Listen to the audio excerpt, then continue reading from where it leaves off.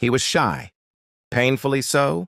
As a young student, he struggled to adjust to college, and by his own account, avoided public speaking whenever he could.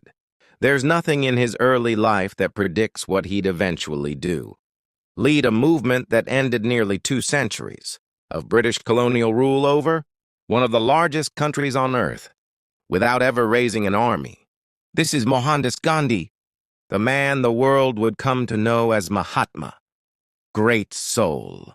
Gandhi was born in 1869 in Porbandar, India, into a household shaped by Hindu, Jain, and regional traditions that emphasized tolerance and nonviolence.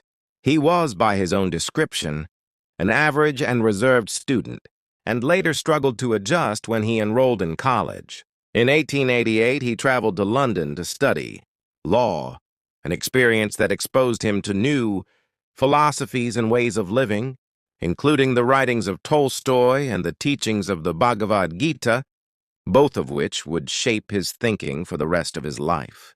It was actually in South Africa, working as a young lawyer facing systemic racial discrimination, that Gandhi began developing and testing the ideas that would eventually define his leadership. Years before he became the figure most people recognize from Indian independence. At the center of Gandhi's entire approach was a concept he called satyagraha, often translated as truth force or soul force. This was simultaneously a moral principle and a practical strategy for resisting British rule, built on the belief that how you fight for change matters as much as the change itself.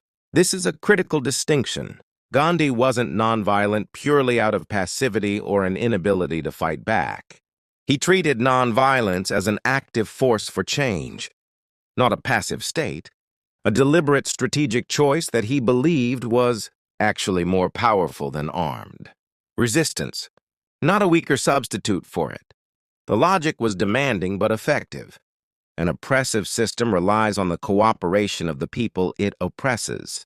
Withdraw that cooperation, absorb the resulting punishment without retaliation, and you expose the brutality of the system to a watching world while denying it any justification for its violence. Gandhi rose at 4 a.m. for prayer and maintained a famously strict personal routine built around consistency, simplicity, and self-denial. His moral authority didn't come from position or force.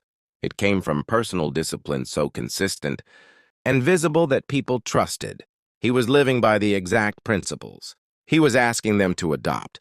This is what separates Gandhi's version of leadership from command-based authority. He never held formal political office for most of his campaigns. He chose a life of simplicity and humility over wealth and comfort. Despite being born into a reasonably well-off family, living by example rather than asking others to sacrifice more than he was willing to sacrifice himself. This is an extraordinarily high bar for a leader to set, and it's precisely why it worked.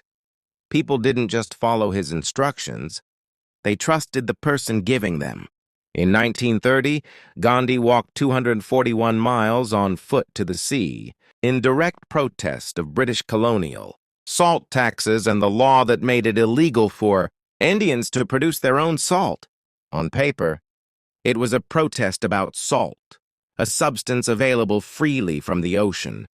In practice, it was a masterclass in symbolic communication, a simple, universally understandable act of defiance that captured global attention and mobilized ordinary people across the country to join in acts of civil disobedience.